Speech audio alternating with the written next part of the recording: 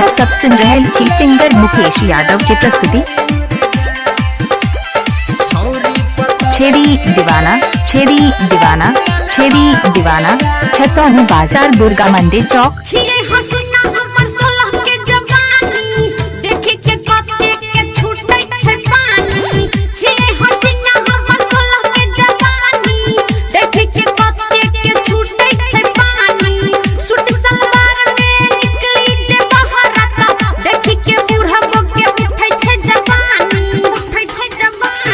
छौरी पतर की गे मारे गुलल बाजिया उरी उरी जाए। छौरी पतर की गे मारे गुलल बाजिया उरी उरी जाए। डीजे गुड बरुवानी, डीजे गुड मारे गुलल बाजिया उरी उरी जाए। छौरी पतर की गे प्रवीण मोबाइल शॉप जंगीपुर नेपाल। करन तू है गे नखरा न त लग जत तोरा में बखरा, लग जत तोरा में बखरा। है गे करन तू गे नखरा न त लग जत तोरा में बखरा। देख छोटोला के छोरा लगे है तै गे तोरे ला झगड़ा।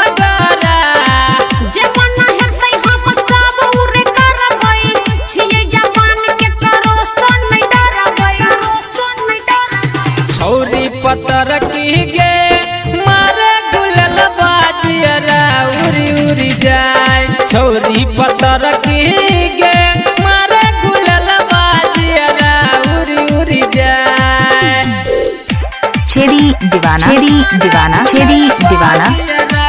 इलाका किसी का भी हो, धमाका सिंगर मुकेश यादव के होगा।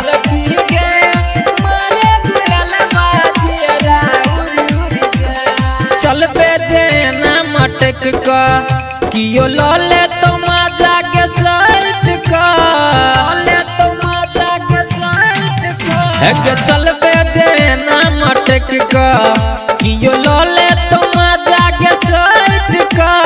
गजबे छतो हरई फैशन चल करे छी बात बनी बैठ का। हमरा फैशन के सगरो छै हाला, देखि के डोलै छै डोला महाला, डोला महाला। छौरी पतर की गे मारे गुलल बाजिया उरी उरी जाए। छौरी पतर की गे मारे गुलल बाजिया उरी उरी जाए। छियै हसीना हमर सोलह के जवानी, देखि के कते के छूटै छै पानी। सूट सलवार में निकली जे बहरत, देखि के बूढ़बो के उठै छै जवानी, उठै छै जवानी। छौरी पतर की गे मारे गुलल बाजिया उरी उरी जाए। छौरी पतर की गे मारे गुलल बाजिया। छतौनी बाजार दुर्गा मंदिर चौक।